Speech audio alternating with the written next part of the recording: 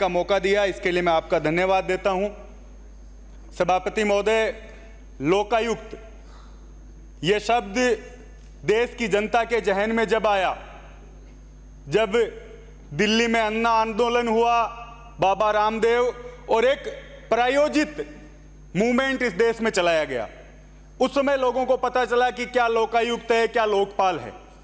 और इस देश की जनता ने यह मान लिया कि जो एक आंदोलन इस देश की राजधानी में उठा है, वो कहीं ना कहीं इस देश में सिस्टम में जो फैला भ्रष्टाचार है उसके खिलाफ, उसकी रोकथाम में ये जो आने वाली सरकार है वो कहीं ना कहीं हमें मौका देगी।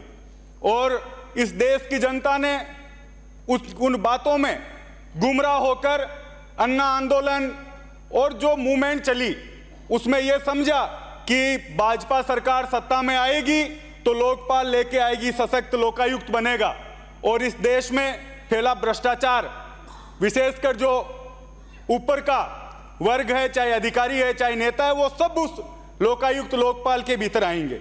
लेकिन सभापति महोदय, आज जब सदन में हम खड़े हैं, लगभग 11 साल उस बात को हो चुके हैं और आज भी बड़े दुख के साथ कहना पड़ता है कि आज भी जनता, नेता सब ढूंढ रहे हैं कि वो लोकायुक्त कहां मिलेगा, कहां है लोकपाल जिसको जाकर हम लोग अपनी बात को रख सकें। और जैसा अभी मेरे से पूर्व वक्ता ने बात रखी, वो भारतीय जनता पार्टी के सदस्य हैं, उन्होंने कहा अब तक लोकायुक्त ने एक किसी के घर के आगे गाय बंधी हुई थी उसको हटाने तक का काम किया है और 2 सिर्फ पृष्ठ उसमें लगाए गए हैं। और दुर्भाग्य है कि जब आज ये प्रतिवेदन लेकर आए हैं उसकी कॉपी भी हम लोगों को नहीं दी गई। अगर उसकी प्रतिवेदन हमें मिलता, उस पर तैयारी करते कि क्या आप बिल ला रहे हो, किस पे बोलना है, और आप सब ने ये बिल सदन में रख दिया, प्रतिवेदन सदन में रख दिया। माननीय सभापति महोदय, वो केक की रिपोर्ट जिसने ये दर्शाया कि पूरे देश में बहुत बड़ा भ्रष्टाचार हुआ है, मनमोहन सिंह जी की पूरी सरकार दोषी है, और आज तक जो लोग कह के आए थे न खाऊंगा न खाने दूंगा, दोषी जेल में जाएंगे, कितने लोगों को आज तक जेल भेजा गया है। माननीय सभापति महोदय, आपके माध्यम से ये मैं पूछना चाहता हूं, क्या हुआ कोल घोटाले का, कहां गया 2G 3G 4G घोटाला, आज तक एक को सजा नहीं दे पाए। और प्रतिवेदन पे संसदीय कार्य मंत्री बोल रहे हैं आप हमें कुछ देते तो सही जिसको देख के हम बोलते। आपने लाके प्रतिवेदन रख दिया, विपक्ष को कोई आपने सामग्री उपलब्ध नहीं कराई। माननीय सभापति महोदय, मेरा एक व्यवस्था का प्रश्न है, ये जो कार्य है वो विधानसभा का सेक्रेटरीट का कार्य है, ये किस पे प्रश्न उठा रहे हैं? विधानसभा के सेक्रेटरी, हम सत्ता पक्ष में, सत्ता में जो लोग सरकार में बैठे हैं उन पे उठा रहे हैं। जान के इनसे पूछ लो, सत्ता पक्ष में जो सदन में सीख लो, सरकार में जो लोग बैठे हैं। कोरम चल रहा है, ये नहीं होते तो कोरम ही पूरा नहीं होता आपका, आपके भरोसे तो हम लोग बैठे हैं इसलिए कोरम पूरा। बात सुन लो, आपके भरोसे नहीं है, हम हमारे भरोसे हैं आपके, और ये भूल जाओ विपक्ष के बिना आप सरकार चला भरोसे हैं, अपनी खुद की चिंता करो, विपक्ष के बिना बात मुद्दे की करो, इधर की मत करो। बात कर रहे हैं आप। बनाइए माननीय सदस्य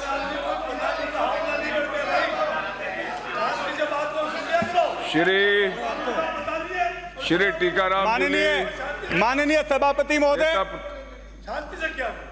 माननीय सभापति महोदय, क्या था लोकायुक्त, क्या था लोकपाल? भ्रष्टाचार पर अंकुश, गुड गवर्नेंस, भय मुक्त वातावरण, आम आदमी के लिए प्रभावी स्कीम लागू करना। ये साधारण शब्दों में हम लोग समझना चाहे तो ये लोकायुक्त था। क्या आज भी हम लोग ये सब चीजें लोगों को, ये सारी सुविधाएं और ये सारी तरीके से गवर्नेंस हम लोग उपलब्ध करा पा रहे हैं? नहीं करा पा रहे। फिर एक प्रतिवेदन आप लोग ला रहे हो, उस पर बिना चर्चा, बिना कोरम के आप उसको प्रतिवेदन को सदन में रख रहे हो और कह रहे हो कि हम बिना विपक्ष सदन चला लेंगे। संसदीय कार्य मंत्री का काम है दोनों तरफ समन्वय बनाकर सदन को चलाना, ना कि यह काम है कि आप विपक्ष पे छींटाकशी करोगे। आपको क्यों पीड़ा हो रही है? पूरा देश जानता है कि आपने एक देश में झूठा माहौल कांग्रेस सरकार के खिलाफ खड़ा करके आप लोग सत्ता में आए हैं। और 11 साल में कहां गया लोकायुक्त, कहां है लोकपाल? ये जनता पूछ रही है पूरे देश की। अन्ना हजारे जी, जिनको भले आदमी को आपने काम में ले लिया, और कहां आज अन्ना हजारे जी? एक बार प्रधानमंत्री जी जाके उनसे पूछते तो सही कि आपने एक माहौल बनाया, उससे हम सत्ता में आए हैं। और कहां है अन्ना हजारे जी को आज कोई पूछ रहा है? किस पे चर्चा हो रही है? अन्ना हजारे जी को आज कहां बाबा रामदेव? पता ही नहीं, बोलना ही नहीं आता है। अपनी किस पे चर्चा कर रहे हैं? कंपनी खड़ी और आप कैसे अलाउ कर रहे हो? आप भाई प्रतिवेदन पे बात रखे, नहीं तो बैठ जाए। बिराजे आप प्रतिवेदन पर ही बात रख रहा हूँ सभापति महोदय। प्रतिवेदन से अलग जा रहे हैं आप। इतनी क्यों पीड़ा हो रही है? सच्चाई लोगों के सामने लोकायुक्त पे बात कीजिए। बिराजे लोकायुक्त पे बात कर रहा हूँ मैं अपनी। इतनी क्यों पीड़ा हो रही है इनको? बैठिए, आप बैठिए। बात करप्शन पे है। माननीय सभापति महोदय, बात पूरे देश की जनता करेगी और हम भी करेंगे। आज के तारीख में नहीं है। राम झूले सभापति महोदय,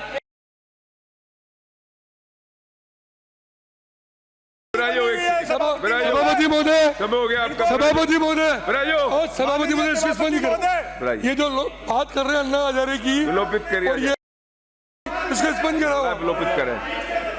ये कार्रवाई से निकलो सभापति महोदय।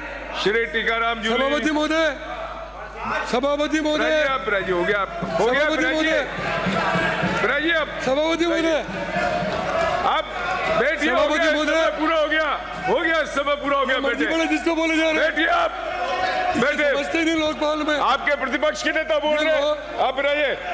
जूली जी, ट्रेनिंग आप दिलाओ बिराजे, सबको। माननीय सदस्य। कोई बिराजे। मर्जी बोले जिसको बोलेंगे क्या? बिराजे माननीय सदस्य। माननीय प्रतिपक्ष के नेता माननीय राजा सभापति महोदय, मैं धन्यवाद देता हूं आपको कि आपने जो मुझे लोकपाल के प्रतिवेदन पर बात रखने का मौका दिया। लोकपाल की जो उत्पत्ति हुई, जहां से शुरुआत हुई, दुनिया के अंदर सबसे पहले स्वीडन इसको लेके आया और उसकी देखा देखी बहुत से देशों ने इसको लागू किया। मुख्य उद्देश्य था कि चाहे मिनिस्टर हो, चाहे सेक्रेटरी हो, चाहे अधिकारी हो, कर्मचारी हो, उन पे लगाम लगे, भ्रष्टाचार पे लगाम लगे। और उसको लेकर लगभग पूरे देश में, दुनिया में चिंता भी रहती है कि किस प्रकार से करप्शन कम हो। मैं ये कहना चाहूंगा, जब मैंने ये रिपोर्ट देखी, ये रिपोर्ट ये कह रही है, इसको मैं नहीं कह रहा, मैं कहूंगा तो फिर आप लोग ये कहेंगे कि नेता प्रतिपक्ष हमको घेरते ही रहते हैं।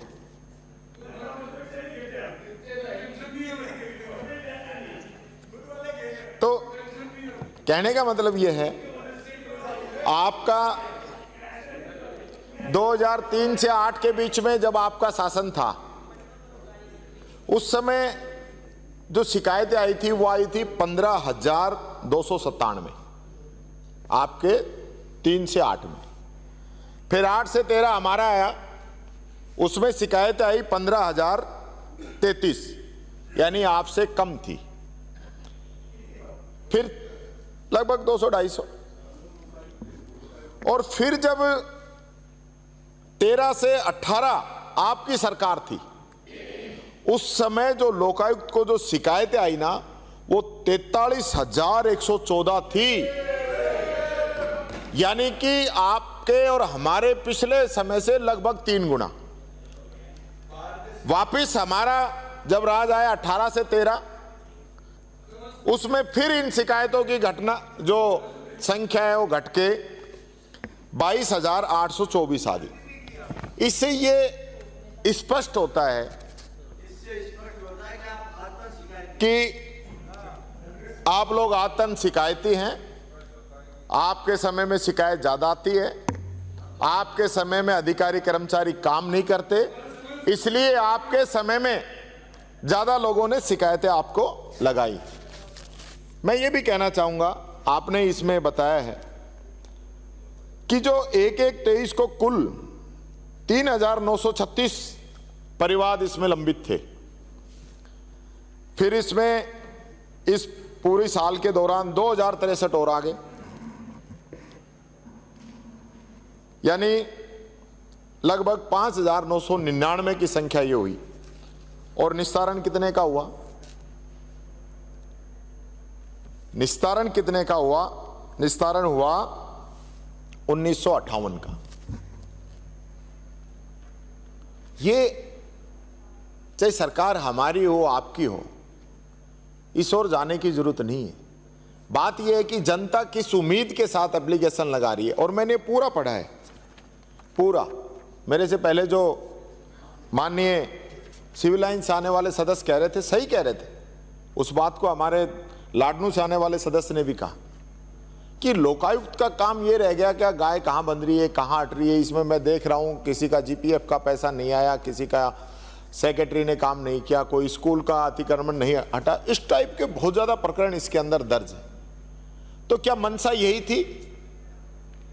क्या इन्हीं मंशा के साथ हमने लोकपाल की, लोकायुक्त की नियुक्ति की? और उससे भी बड़ी बात यह है कि जिन प्रकरणों में लोकायुक्त ने अधिकारी कर्मचारियों को दोषी मान लिया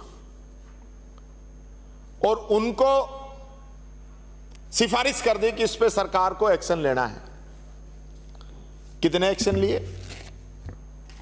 एक्शन क्यों नहीं लेना चाहते? कोई 14 का पेंडिंग है, कोई 15 का पेंडिंग है, कोई 17 का है, कोई 18 का है, कोई 20 का है। तो हम जब यहां चर्चा करें तो इस विषय में भी चर्चा होनी चाहिए कि जब सिफारिशें लोकायुक्त की आती हैं तो उसको रोका नहीं जाए, उस पर कार्रवाई की जाए। और इसमें भी कोई शक नहीं है, आज धीरे धीरे जिस प्रकार से भ्रष्टाचार पैर फंसा रहा है, ऐसे में हमें जरूरत है कि पहले से जो संस्थान इसके अंदर क्राइटेरिया के अंदर आते हैं, मेरे से पूर्व वक्ताओं ने भी इस बात के लिए चिंता जाहिर की है, उसका दायरा बढ़ाया जाना चाहिए। अभी कोचिंग का जो मामला चल रहा है, आप देख रहे होंगे कि किस प्रकार से कोचिंग संस्थान भ्रष्टाचार कर रहे हैं, नियमों को ताक पे रख रहे हैं। और जब कोई दुर्घटना होती है तब हम लोग जागते हैं। ऐसे समय में जरूरत है लोकायुक्त को और मजबूत बनाने की। और सही मायने में जब माननीय हमारे लाडनू से आने वाले सदस्य ने अन्ना हजारे का नाम लिया, हजारे जी को हम सब लोग मानते हैं, काफी बड़ा आंदोलन किया था। शुरुआत सिविल लाइन से आने वाले माननीय सदस्य ने करी। जब वो अन्ना हजारे पे बोल सकते हैं, जब तो वो प्रतिवेदन के अंदर बोल रहे हैं, और जब हमारा सदस्य बोलता है तब आप कहते हो प्रतिवेदन से बाहर बोल रहे हैं। तो ऐसी तो हमें उम्मीद नहीं है संसदीय कार्य मंत्री महोदय से। आपने रामदेव जी का भी नाम लिया, आपने कहा उन पे लाठीचार्ज हुआ। उन पे लाठीचार्ज नहीं हुआ, लाठीचार्ज से पहले वो कपड़े बदल के निकल गए थे। तो ये जो स्थिति है आज हम आज जिस बात के लिए वो जो आंदोलन था, मैं समझता हूं बहुत बड़ा आंदोलन देश के अंदर हुआ था। और वो आंदोलन जिस चीज के लिए हुआ, जिस बात के लिए इतनी बड़ी लड़ाई लड़ी, आज क्या उसका असर हुआ है? हम यही तो पूछ रहे हैं कि कांग्रेस का शासन था तब तो आप लोकपाल की नियुक्ति की जिद कर रहे थे, बड़े बड़े आंदोलन हो रहे थे। अब 11 साल नहीं, अब 13 साल हो गए, 24 आ गए। अब एक भी आंदोलन हुआ क्या? एक दिन भी अन्ना हजारे जी ने इस बात को रखा क्या? और जिन सीएजी रिपोर्ट के ऊपर हमारी सरकार को बदनाम किया गया, उनके अध्यक्ष बाद में माफी मांग रहे हैं कि हमारा अनुमान था, वो भ्रष्टाचार नहीं था। मैं कहना चाहूंगा माननीय सभापति महोदय कि ये जो स्थिति बन रही है, इसको बनाने में जिम्मेदार हम लोग ही हैं। और जब जिसको मौका मिलता है तब वो अधिकारी कर्मचारी को बचाने के पक्ष में खड़ा हो जाता है। जब सत्ता होती है तब मैं समझता हूं जो एक्शन, जो निर्णय जो सत्ता को करने चाहिए वो नहीं कर पाते। कांग्रेस की सरकार पे तो आप लोगों ने खूब ही तो आरोप लगाए थे, तो बाद में वो सब चीजें ठीक हो गई, देश में भ्रष्टाचार खत्म हो गया। भ्रष्टाचार का अंत करने की बात करने वाले आप लोग, मैं अभी बता रहा था, हमारे समय में 15,000 मामले थे इसमें भ्रष्टाचार की शिकायत के, और आपके समय में वो बढ़ के लगभग 42,000 हो गए। तो मैं यही अनुरोध करता हूं माननीय सभापति महोदय कि इस पे जो सार्थक चर्चा हुई और अध्यक्ष जी ने प्रतिवेदनों पे जो चर्चा शुरुआत की है, प्रतिवेदन की कॉपी, क्योंकि अभी जो सचिवालय पूरा, क्योंकि विधानसभा का ऑनलाइन हो गया, और ये ऑनलाइन इतने कागज 100 पेज की जो रिपोर्ट है वो ऑनलाइन पढ़ना मैं समझता हूं काफी सदस्यों के लिए दिक्कत है। लगभग लोग प्रिंट निकाल कर उसको कर रहे हैं, क्योंकि अब की बार प्रिंटर भी उपलब्ध नहीं हुए। तो पहले तो मैं ये भी निवेदन करना चाहूंगा कि सभी सदस्यों को एक एक प्रिंटर भी आप लोग उपलब्ध करवाएं, और ये जो प्रतिवेदन आपने रखा है इस पे जो लोकायुक्त की जो सिफारिशें हैं उन पे सरकार एक्शन ले और उनको करे, यही बात कहता हुआ धन्यवाद। जोगाराम पटेल माननीय संसदीय कार्य मंत्री चर्चा का उत्तर देंगे।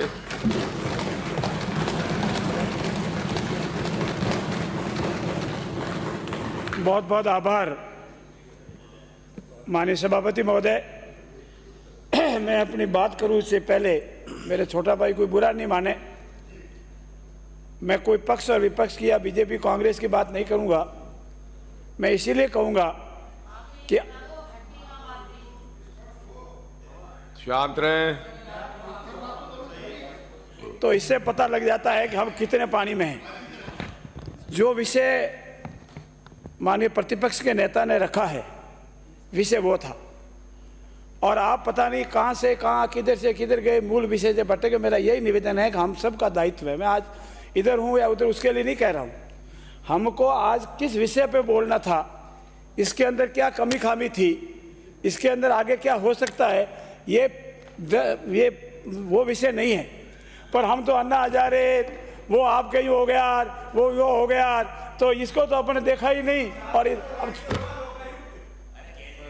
अरे शांत रहे, बैठे बैठे नहीं बोले बीच में। अभी तो बोलना ही नहीं सीख पाए, कैसे बोलते हैं? बिराजिए माननीय सदस्य, माननीय सदस्य, आप बिराजिए। अभी ऐसे ही करेंगे, आप बिराजिए माननीय सदस्य, बिराजिए। मैं इसलिए आभार व्यक्त करता हूं आज के इस मेरी बात को प्रारंभ करने से पहले माननीय अध्यक्ष महोदय का, कि शायद मेरी जानकारी में लोकायुक्त पर यह पहला प्रतिवेदन होगा जो विधानसभा में आया है। मैं धन्यवाद इसलिए भी दूंगा माननीय अध्यक्ष महोदय को कि प्रतिवेदनों पर, जैसा माननीय प्रतिपक्ष के नेता ने कहा, प्रतिवेदनों पर चर्चा करने का क्रम प्रारंभ हुआ। संसदीय मंत्री एक सेकंड आपको इंटरप्ट कर रहा हूं। चर्चा वास्तव में माननीय प्रतिपक्ष के नेता ने की, चर्चा वास्तव में संसदीय मंत्री जी कर रहे हैं, लेकिन जो माननीय सदस्य प्रतिवेदन पर चर्चा कर रहे थे वो हमें सीखने की आवश्यकता है। यहां हम आए हैं तो हम दोनों तरफ देख। चलिए बैठिए। माननीय अध्यक्ष महोदय, हम सभी आपका आभार व्यक्त कर रहे थे कि विधानसभा के इस पटल पर पहली बार आपने प्रतिवेदनों पर चर्चा प्रारंभ कराई। इससे हमको भी सीखने का मौका मिलता है, हमारी जनता को भी पता लगता है, और हमें कहाँ जाना है, क्या आगे करना है, कहाँ से हमारी कमी खामी रही है, उसको ठीक करने का मौका मिलता है। और लोकायुक्त के प्रतिवेदन पर पहली बार, और वो पहली बार भी कब, लोकायुक्त का गठन होने के 50वें जयंती पर, गोल्डन जुबली पर आपने जो रखा है, इसके लिए हम सभी आपका बहुत बहुत आभार व्यक्त करते हैं। माननीय अध्यक्ष महोदय, आज सदन में लोकायुक्त के इस प्रतिवेदन की चर्चा हो रही है। अनेक माननीय सदस्यों ने बहुत ही गंभीर सुझाव अपने कथन के दौरान, अपनी चर्चा के दौरान रखे, जिसमें माननीय हरिमोहन जी शर्मा, सुभाष जी गर्ग और नेता प्रतिपक्ष, इनके सुझाव वाकई ग्रहण करने योग्य थे।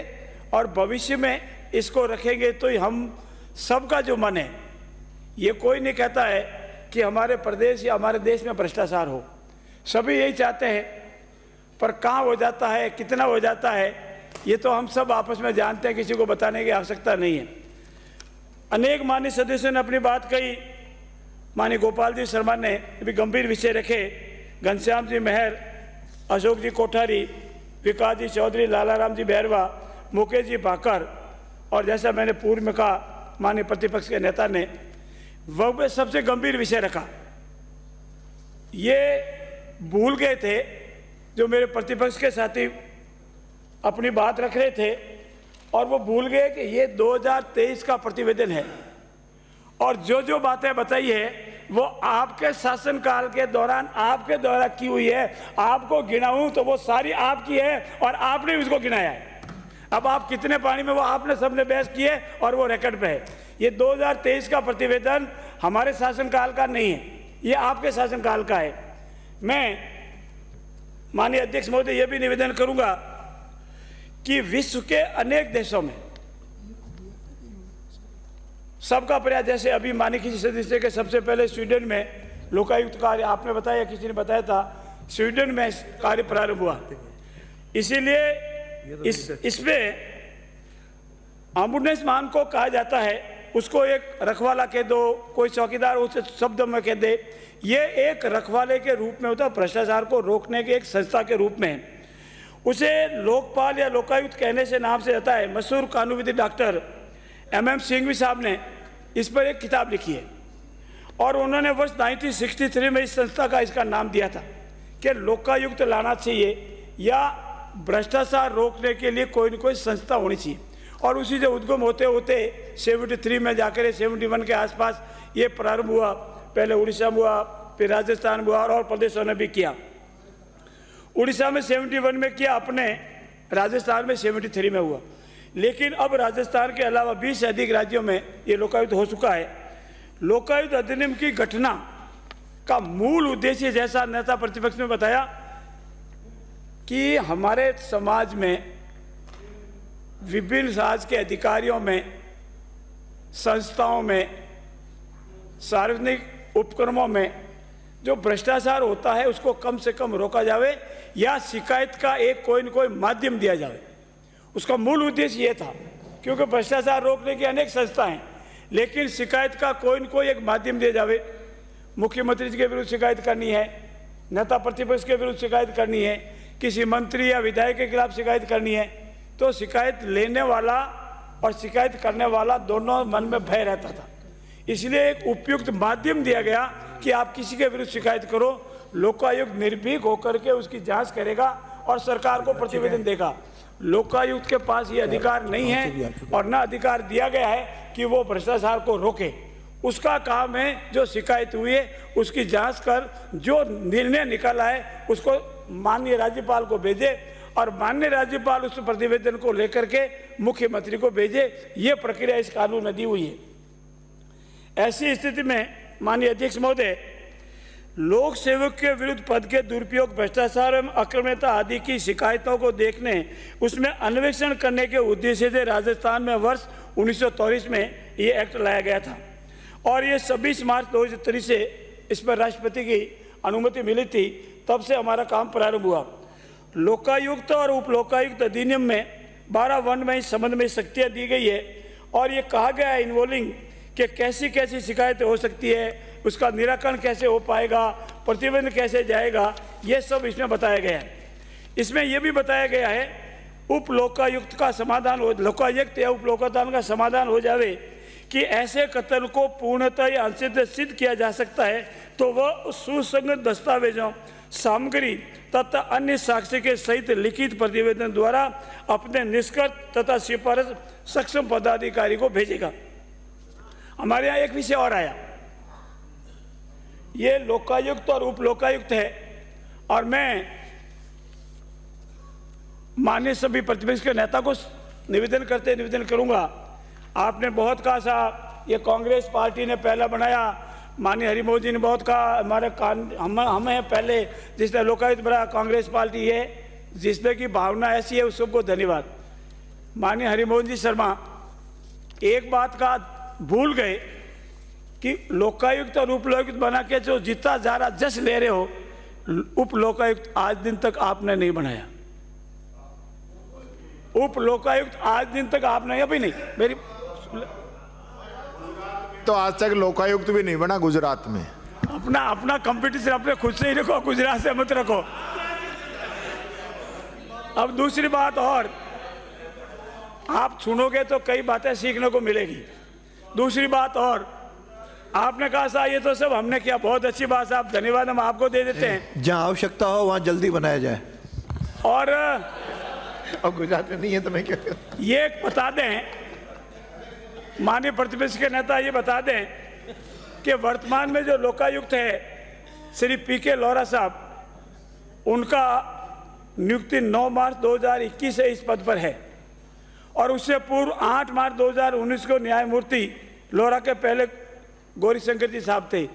इस कार्यकाल के दौरान लोकायुक्त की नियुक्ति आप लोगों ने क्यों नहीं की? तो कार्यकाल आपका ही था, लोकायुक्त की नियुक्ति आपने नहीं की और पूरा जश लेने को जाने चले हो। और सुनते हैं आप, नियुक्ति नहीं की, उप लोकायुक्त की नियुक्ति नहीं की, कारण नहीं बताया, और मुकदमों की जो संख्या, शिकायतों की, मुकदमा नहीं होता ये, सॉरी, ये जो शिकायतों की जो संख्या गिना रहे थे, वो शिकायतों की संख्या बढ़ने या कम होने से भ्रष्टाचार का कोई संबंध नहीं है।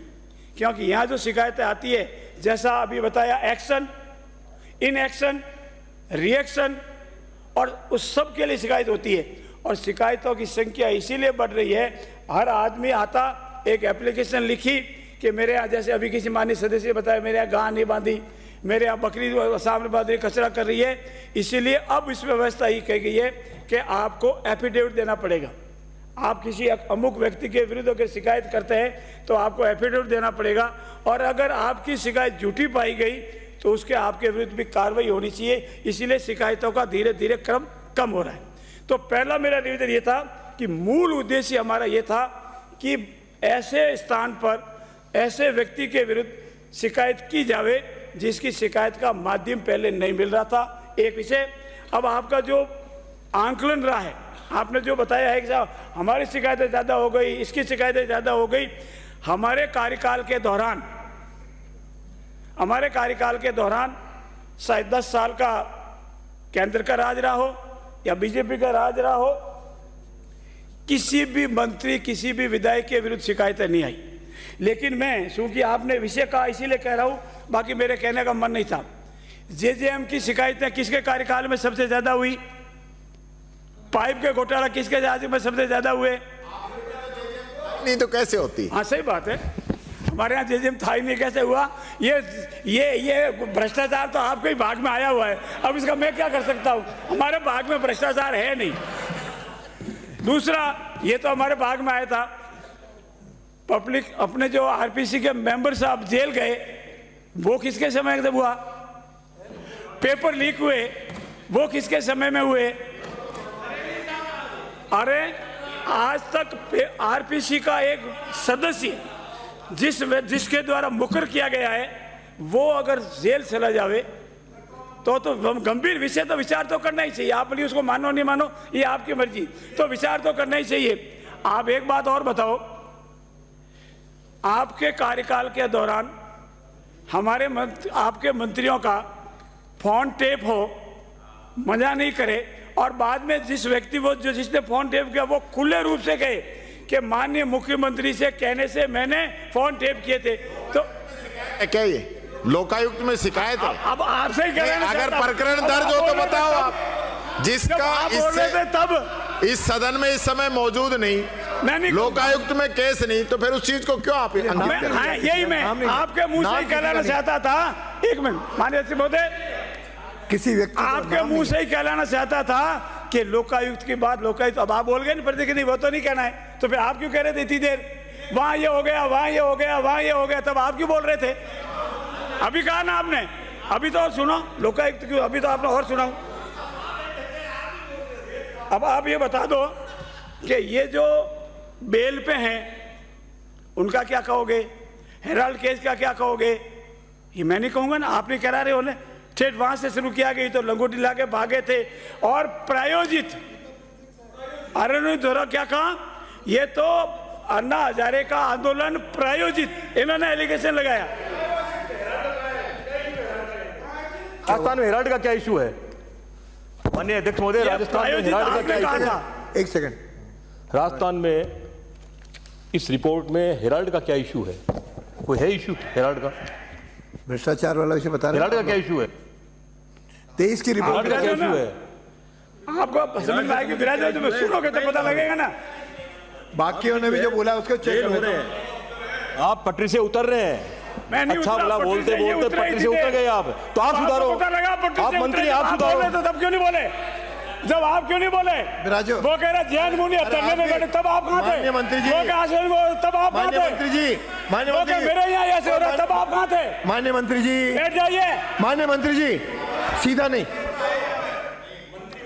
विराजो विराजो विराजो, आप दोनों संसदीय विराजो मंत्री हैं, एक दूसरे माननीय सीधा सदस्य संवाद हैं, नहीं, पहली बार के सदस्य हैं, सीधा संवाद नहीं। आप तो कम से आपसे तो मेरा हो गया। महोदय माननीय नेता प्रतिपक्ष ने एक भी शब्द खड़गे की हत्या कर दी, उसको मदन दिलावर को क्यों नहीं गिरफ्तार किया? उसके मल्लिकार्जुन खड़गे की हत्या कर दी, सब लोगों ने बोल दिया मेरे खिलाफ एफआईआर दर्ज कराइए संजय सर्कल थाने में। ये कोई बात होती क्या? मेरे खिलाफ मुकदमा दर्ज कराया है कि कांग्रेस के राष्ट्रीय अध्यक्ष मल्लिकार्जुन खड़गे जी की हत्या कर दी है और कांग्रेस के राज में की थी, ऐसा रिपोर्ट दर्ज है। तो कांग्रेस ने अभी तक मुझे क्यों नहीं किया? अध्यक्ष जी ये शोभा देता है मंत्री को। हाँ, मैंने कब हत्या की थी? रिपोर्ट दर्ज क्यों करवाई मेरे खिलाफ? सीधा नहीं, मेरे खिलाफ रिपोर्ट दर्ज क्यों करवाई? बैठिए, मेरे खिलाफ रिपोर्ट दर्ज करवाई कि कांग्रेस के राष्ट्रीय अध्यक्ष मल्लिकार्जुन खड़गे की हत्या कर दी, मेरे को गिरफ्तार नहीं किया। माननीय मंत्री जी खुद सदन को गुमराह कर रहे हैं। विराजो, एक थोड़ा सा खड़ा हो गया हूं। यह आरोप प्रत्यारोपों का नहीं है, ये अपने प्रतिवेदन पर चर्चा है। उस प्रतिवेदन में जो जो उल्लेखित हैं उसको पहले किसी प्रकार से आप रख सकते हो, या इन्होंने कुछ कहा हो इनके सदस्यों में या आपके सदस्यों में भाषण में, उसका प्रत्युत्तर दिया जा सकता है, लेकिन उससे अधिक नहीं कि पुराना क्या किसने किया, इसके लिए अलग से एक दिन बहस करवाएंगे।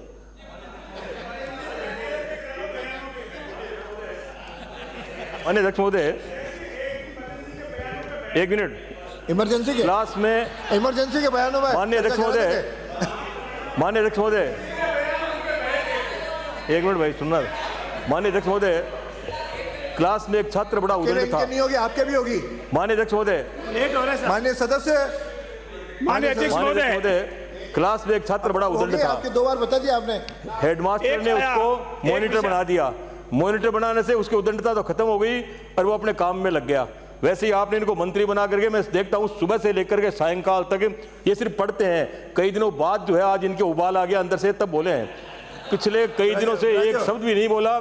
सुबह आते हैं, शाम को जब जाते हैं बारे में कहेंगे तो ये भी फिर उत्तर देंगे आपकी बात का। तो इनकी वो ये स्थिति कि मॉनिटर को जो है कौन क्या कर रहा है, मॉनिटर बना दिया। कौन क्या कर रहा है इसको मैं देख रहा हूं। बोलिए।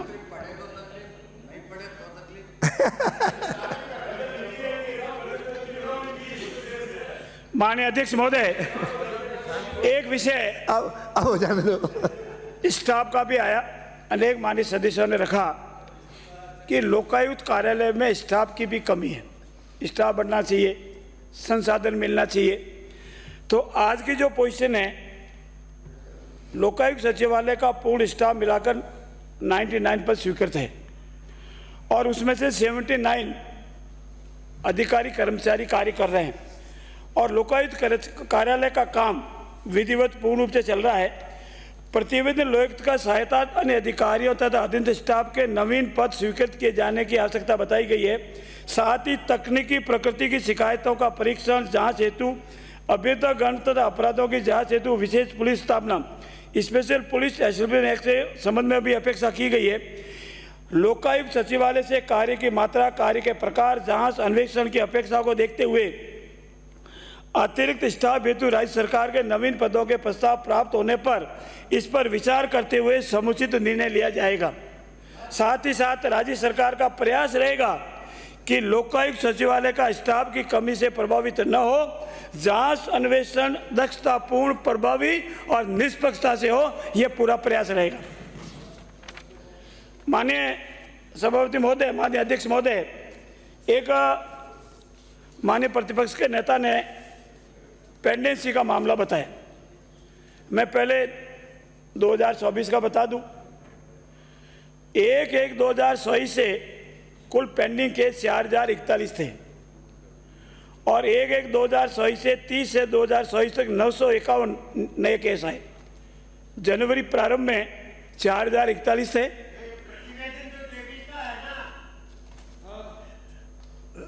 खुद तो गुरुजी वेंकट कायन सेलो ने उपदेश थे। पहले की तो पता ही है, 24 के और बता देते हैं। पेंडेंसी है, उसमें चर्चा नहीं है।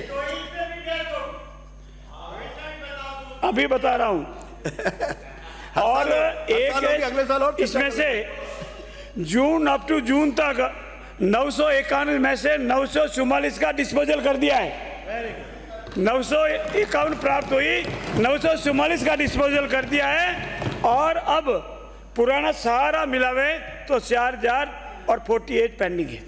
जो भी कंप्लेंट है 4048 पेंडिंग है, तब से लगाकर आज दिन तक की। मंत्री जी आगे से हरिमोहन जी की कोई शिकायत हो तो उसका भी निस्तारण जल्दी कर देना। करवा देंगे, कह दिया, निर्देश दे दिए।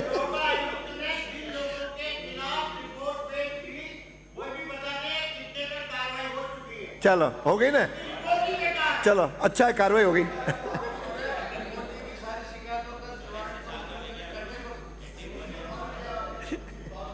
एक विशेष दूसरा यह विषय भी आया कि लोकायुक्त के पुनर्गठन का मामला भी आया, अभी माननीय सदस्यों ने रखा। और माननीय सदस्यों की जानकारी के लिए बता दूं, इसकी स्वीकृति हेतु कार्रवाई प्रारंभ विचाराधीन है और यथाशीघ्र ही इस पर जानकारी प्राप्त कर अभी कुछ ही दिनों में उपरांत इसकी स्वीकृति हो जाएगी और लोकायुक्त की कमेटी का पुनर्गठन का विषय भी जो आपने बताया उसका भी निराकरण हो जाएगा। आपने दूसरा विषय ये रखा, 1/1/2023 को कुल परिवार थे, जैसा आपने विषय रखा पेंडेंसी का, 3936 और इस साल के एंड 2023 के एंड तक ये केसेज हो गए 2063 और जुड़ गए उस 2023 में, तो टोटल हो गए 5999 और उसमें से 1958 केसेज डिस्पोजल हो गए। तो आपके कार्यकाल में माननीय हरिमोहन जी कुल 5999 करीब 6000 मान लो, उसमें से 2000 का भी आपने डिस्पोजल नहीं किया और हमको दोष दे रहे हो कि साहब 2027 का क्यों बता रहे हो। हमने तो 100% डिस्पोजल किया और आपने बिल्कुल भी नहीं किया। साथ ही साथ में और भी बता दूं, 2023 में कुल 17 प्रकरण आए, कार्रवाई 6 पर पूर्ण हुई, कार्रवाई ड्रॉप की गई 11 पर, ये 35वें प्रतिवेदन में आया हुआ है। 2022 में 15 कुल प्रकरण आए, कार्रवाई 3 में पूर्ण गई, कार्रवाई अपेक्षित नहीं थी 12 में, ये 34वें प्रतिवेदन पर आया हुआ है। 2019 से 2021 तक में कुल 4 प्रतिवेदन अलग अलग विषय के आए, इसमें कार्रवाई 2 में पूर्ण की गई, 12 में 2 में अपेक्षित थी, 33वें प्रतिवेदन है और बाकी 33वां प्रतिवेदन जो अब चल रहा है जिसकी संख्या इसमें आपके इसमें अनेक्सर में साथ दी हुई है। इसीलिए प्रकरण का निस्तारण भी बराबर मॉनिटरिंग के साथ हो रहा है, निष्पक्षता साथ हो रहा है पारदर्शिता के साथ हो रहा है और जो झूठी शिकायत आ रही है उसका भी बराबर निस्तारण किया जा रहा है। साथ ही साथ आपने ये विषय भी रखा कि साहब ये लोकायुक्त का जो मूल उद्देश्य है उस मूल उद्देश्य में महत्वपूर्ण प्रश्नों की ओर ध्यान नहीं दिया जा रहा है। लोकायुक्त को सशक्त बनाया जावे। माननीय गर्ग साहब ने रखा अनेक संस्थाएं हैं जैसे वीसी है, स्थानीय निकायों के मेंबर है, जिला परिषद के मेंबर है, पंचायत समिति के मेंबर है, वो इससे कवर नहीं हो रहे। मेरा इसमें ये निवेदन है कि लोकायुक्त को सिर्फ एकमात्र ऐसी संस्था नहीं बता रही है जिसकी सारा का सारा वही आ जावे। पंचायत राज के किसी कर्मचारी या पंचायत राज के किसी सदस्य द्वारा अगर कोई कार्रवाई गलत की जाती है, भ्रष्टाचार किया जाता है, कार्रवाई की नहीं की जाती है, तो पंचायत राज के अधिनियम की धारा 50 में अगर सरकारी संपत्ति का सही उपयोग नहीं होने दिया जा रहा है, नुकसान होने दिया जा रहा है, तो सरपंच या पंचायत के लिए कार्रवाई के प्रावधान उसमें है। जिला परिषद में है, पंचायत राज के साथ ही साथ जो निकाय के अधिनियम है उसमें भी प्रावधान है। तो जिस अधिनियम में उस पंचायत राज के निर्वाचित जनप्रतिनिधि के विरुद्ध या निकायों में निर्वाचित जनप्रतिनिधि के विरुद्ध संबंधित एक्ट में पहले से ही प्रावधान है, तो कॉन्फ्लिक्टिंग प्रावधान बनाने की या कॉन्फ्लिक्टिंग शिकायत का अधिकार देने की आवश्यकता मेरे हिसाब से नहीं। साथ ही साथ ये अपेक्षा की गई कि साहब और जो अधिकारी है उनको भी शिकायतें दी जावे। इसमें ऐसा नहीं हो, अगर भ्रष्टाचार है, एसीबी है, सीबीआई है, विभाग है, विभाग की जांच होती है, एसीबी में जांच होती है, सीबीआई में जांच होती है, उनके श्रेष्ठ अधिकारी के सामने जांच होती है। इसीलिए अभी जो व्यवस्था है जिन जिन को इंक्लूड किया गया है हमारे हिसाब से वो सफिशिएंट है और 73 से 73 से लगा करके 2024 तक आए, इसमें कहीं भी ये नहीं माना गया कि नहीं इन सब को भी इंक्लूड करने की आवश्यकता है, इसीलिए वो सभी है। जहाँ तक अपेक्षाओं का प्रश्न है, स्टाफ का मामला है, मैंने आपके सामने निवेदन किया। पुलिस को आपने कहा कि नहीं इनको तो अलग से पुलिस का प्रकोष्ठ बढ़ा करके इनको अलग से ही दिया जावे और इनको छापा मारने का अधिकार दिया जावे, इनको पुलिस को जांच करने का अधिकार दिया जाए। क्या हम दो समानांतर व्यवस्था करना चाहते हैं? क्या हम ऐसा कर सकते हैं कि एक तो पुलिस के पास कंप्लेंट आई तो पुलिस अपनी जांच करेगी और एक लोकायुक्त पुलिस जाएगी वो वहां जांच करेगी? अभी भी ऐसी व्यवस्थाएं हैं, ईडी, इनकम टैक्स, सीबीआई, तीनों एजेंसी साथ साथ एक केस में काम करती हैं। तो ये मल्टीपल एजेंसी का सवाल नहीं है, उनको स्ट्रॉन्ग करने की बात है। ऐसी व्यवस्था है, मन तो राजस्थान ही बहुत है, ऐसी व्यवस्था है। अरे मोहन जी अपन तो राजस्थान ही घना, मध्य प्रदेश जाऊंगा उठे तो पूरा पूरा आई गया है। कानून तर्कसंगत बने, इसलिए अगर तो कोई जगह अच्छी बात हो रही तो एडोप्ट करने में क्या दिक्कत है? हमारी सरकार होती जब तो आप एतराज करते, तो आप ही की सरकार है। वहाँ पे इतना साल का ही करता रहा। अरे आप सुझाव ले लो, आप सुझाव साथ ही साथ इसीलिए इसको साइमल्टेनियसली या समानांतर कोई भी एजेंसी ऐसा करने का मेरा इच्छा नहीं। जहां तक तकनीकी स्टाफ का प्रश्न है उस संबंध में तो गंभीरता से सरकार विचार कर रही है, आवश्यकता होगी तो उनको उपलब्ध कराया जाएगा। लोकपाल का सचिवालय सशक्त करने की कार्रवाई पूर्ण रूप से चल रही है। मेरा साथ ही साथ निवेदन ये भी है माननीय अध्यक्ष महोदय कि लोकायुक्त तथा उप लोकायुक्त का जो कार्य क्षेत्र है उसमें संबंध में भी आपने प्रश्न उठाया। लोकायुक्त संस्थान द्वारा राज्य के मंत्रियों, सचिवों, विभागाध्यक्षों और लोक सेवकों, जिला परिषद के प्रमुखों, उप प्रमुखों, जिसका मैंने अभी आपके सामने जिक्र किया, पंचायत समितियों के प्रधानों, उप प्रधानों, जिला परिषद, पंचायत समितियों, स्थायी समितियों के अध्यक्षों के, निगमों के महापौर, उप महापौर, स्थानीय प्राधिकरण, नगर निगम, नगर पालिकाओं, नगर निकाय अध्यक्षों, उपाध्यक्षों, इसके संबंध में जांच के करने का जो विषय है इसकी मैंने जैसा कॉल किया संबंधित अधिनियम में, संबंधित एक्ट में अलग से प्रावधान है। लोकायुक्त राजस्थान अपना 35वां प्रतिवेदन 2023 लोक सेवक की परिभाषा को अधिक व्यापक बनाने की आवश्यकता नहीं है, जो व्यापक दी गई है वो सफिशिएंट है। साथ ही साथ क्षेत्राधिकार का आवश्यकता बताई गई है। मेरे विचार से अभी इस स्टेज पर इसकी कोई आवश्यकता नहीं। तीसरा विषय आपने रखा लोकायुक्त सचिवालय के परिवार प्राप्त होने को जानकारी लेने की कार्रवाई, यह विषय भी गंभीर रूप से रखा। परिवादी द्वारा लोकायुक्त सचिवालय से शिकायती प्रारूप का में शपथ पत्र प्रस्तुत किए जाने पर परिवाद पर संबंधित विभाग के उस अधिकारियों के तथ्यात्मक रिपोर्ट प्राप्त कर प्रकरण के परीक्षण किए जाने पर परीक्षण उपरोक्त लोक सेवक द्वारा अपने पद का दुरुपयोग किए जाने, भ्रष्टाचार का कृत्य किए जाने पाए जाने पर संबंधित लोक सेवक के विरुद्ध प्रारंभिक जांच की जाती है। उसको पी कहते हैं, प्रारंभिक जांच की जाती है। प्रारंभिक जांच के परिणाम स्वरूप यदि किसी लोक सेवक के विरुद्ध आरोप पर्याप्त पाए जाते हैं, साक्ष्य पाई जाती है, तो लोकायुक्त अधिनियम की धारा 10 के तहत उनके विरुद्ध अन्वेषण की कार्रवाई की सिफारिश करता है। और यदि किसी आरोप में संबंध में अन्वेषण के पश्चात समाधान हो जाए कि ऐसे आरोप पूर्णतः या अंशतः सिद्ध किया जा सकता है, तो धारा 12 के अंतर्गत सुसंगत दस्तावेजों सहित पूरी कार्रवाई माननीय राज्यपाल महोदय को भेज दी जाती है। ये प्रक्रिया है और इस प्रक्रिया में उनका जो निष्कर्ष होता है वो माननीय मुख्यमंत्री या सरकार को भेज दिया जाता है और सरकार उस पर अनुशासनात्मक कार्रवाई संबंधित विभाग में करती है। इस प्रक्रिया में आज तक किसी तरह की कोई कमी खामी नहीं पाई गई है। इसीलिए ये भी आपका जो विषय था, मेरे हिसाब में सचिवालय, लोकायुक्त के सचिवालय प्रकरणों की स्थिति में वापस आपको सबकी जानकारी के लिए एक बार बता दूं। समय के साथ कार्य पारदर्शिता जवाबदेही की अपेक्षा बढ़ने के कारण लोक सेवकों के विरुद्ध शिकायतें वृद्धि हुई है। परिणाम स्वरूप लोकायुक्त राजस्थान में प्रेषित परिवादों पूर्व की तुलना में वृद्धि हो रही है। जहां वर्ष 1973 से 80 के दशक में औसतन 600 शिकायतें मिलती थी, उस टेन्योर में 73 से 83 नई शिकायतें प्राप्त हुई। वहीं 2021 में लगभग 1500 और 2022 में और 2200 नवीन शिकायतें लोकायुक्त को प्राप्त हुई। जागरूकता बढ़ी है, संख्या भी बढ़ी है, गलत और सही भी शिकायतें होने लगी है, इसलिए संख्या इसलिए बढ़ी है, उसके लिए भ्रष्टाचार है।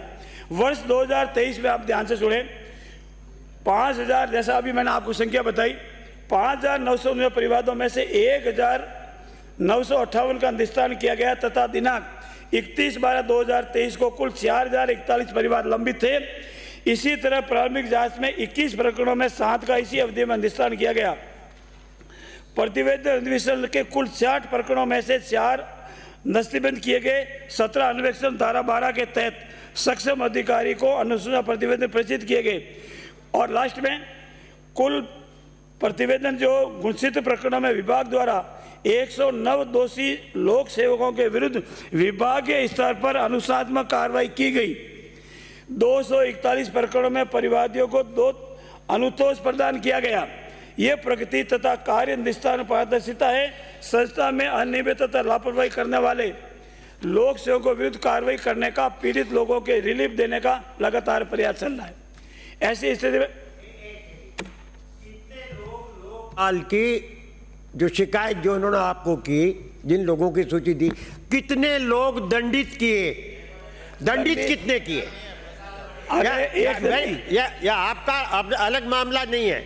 मेरा कहने का मतलब ये है कि लोकपाल महोदय ने जिन जिन भी कर्मचारियों के खिलाफ जो भी उन्होंने अपनी रिपोर्ट दी, उसमें अब तक अपने कितने लोगों को क्या क्या दंड दिए और कितने दंडित हुए, ये 23 या वैसे ही उनकी रिपोर्ट आ गई, अपने प्रताड़ना दे दी, आपने ये सा कह दिया। आप सुनो बिराजो, पहला 2 प्रश्न सुन लो ध्यान से। लोकायुक्त का काम दंडित करने का नहीं है, उसका अधिकार। सुन तो लो, अरे सुन तो सरो, अरे बीच में आप लोकपाल ने जिनको दंडित करने के लिए आपके पास भेजा, तो कितने लोगों को, खाली प्रताड़ना नहीं, ये तो बेकार की बात हो गई। जब तो लोकपाल का करोड़ों रुपए का खर्चा ही बेकार हो गया, प्रताड़ित करना है तो अपन ही कर देंगे, सरकार ही कर देगी। वो तो यूं है मेरा कहना।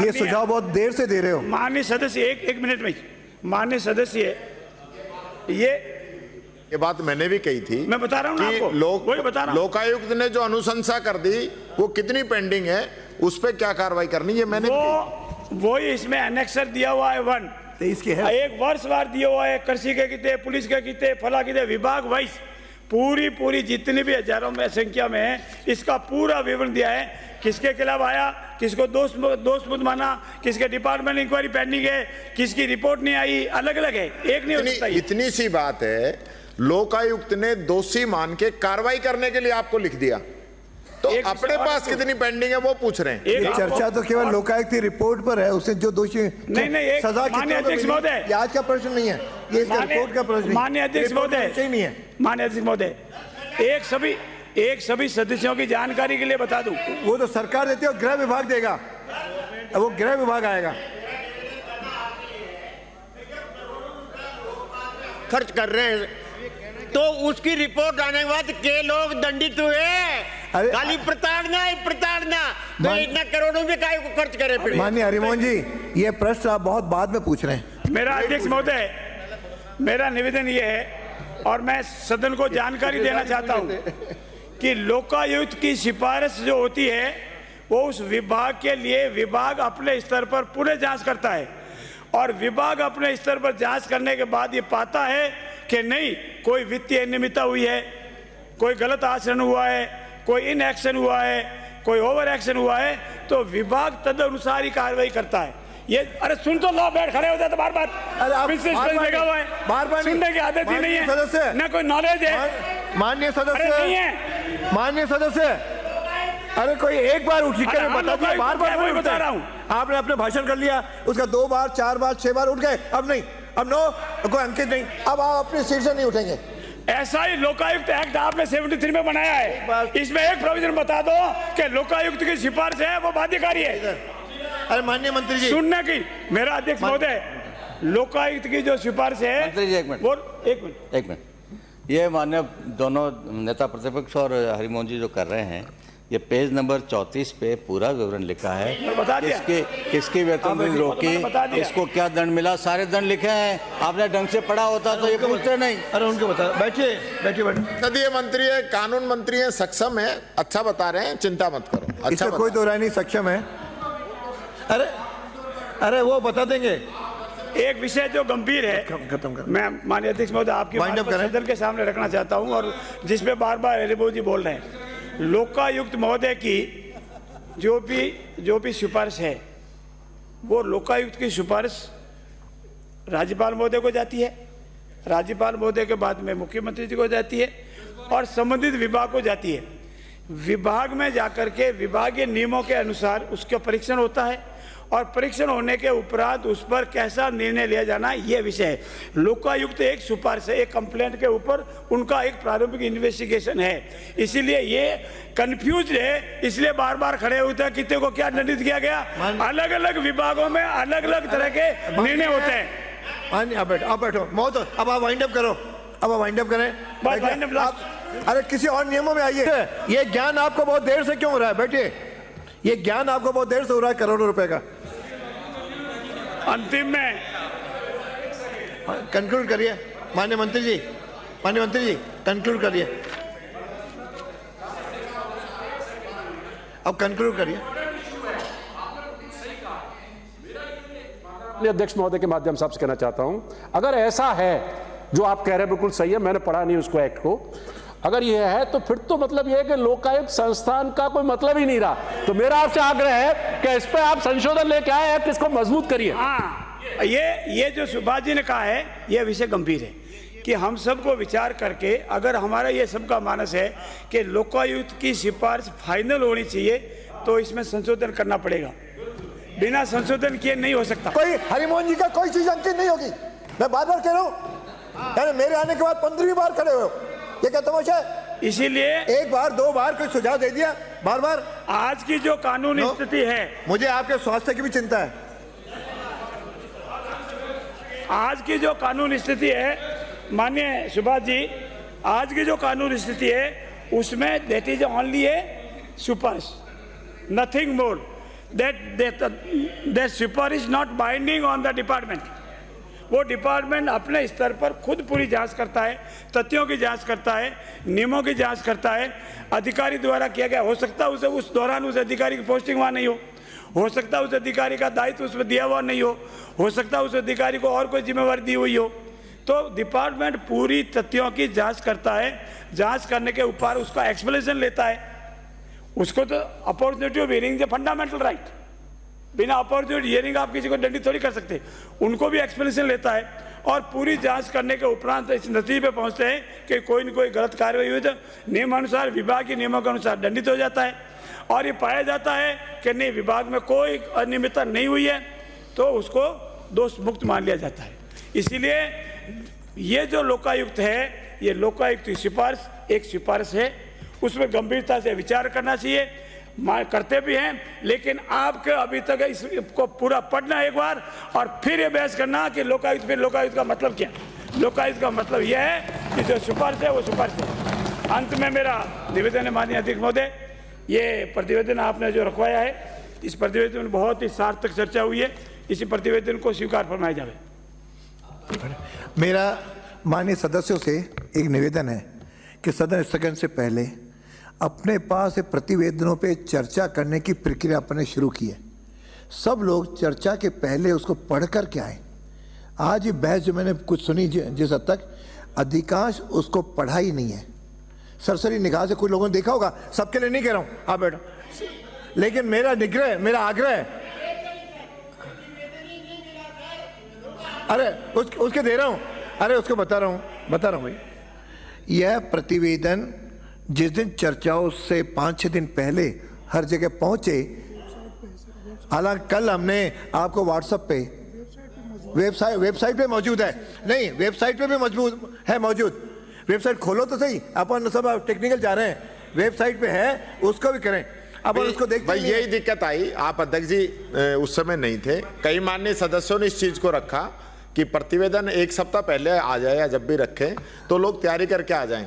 अभी काफी लोग जो है इंटरनेट का उपयोग नहीं कर रहे। कोशिश करेंगे कि प्रतिवेदनों पे चर्चा, उसके 2 कारण हैं, एक तो प्रतिवेदनों को पढ़ें, सबके नॉलेज में आए, नहीं तो आते हैं अपन भी आले में अधिकांश रख देते, मैं भी उसमें 20 साल मेरे पास भी आते रहे, अपन सब पढ़ नहीं पाते हैं, तो इसमें अधिकांश लोग अपन लोग पढ़ने का भी स्वभाव डालें और साथ में जिसकी चर्चा का तय करें उसको कम से कम 1 सप्ताह पहले हम आप लोगों को भेजने की सरकार उसकी व्यवस्था करे, इसका हम प्रयत्न करेंगे। सदन की बैठक गुरुवार 1 अगस्त 2024 के प्रातः 11 बजे है। अच्छा बाकी है नहीं हो गया विचार विमर्श, उसके बाद तो भाषण के बाद कोई नहीं मानी साहब, इस पर पारित थोड़ी होता है, कुछ पारित थोड़ी होता नहीं है। नहीं इसमें लिखा रखने का नहीं, चलो ठीक। अब सदन की बैठक दिनांक 1 अगस्त 24 के प्रातः 11 बजे तक स्थगित की जाती है।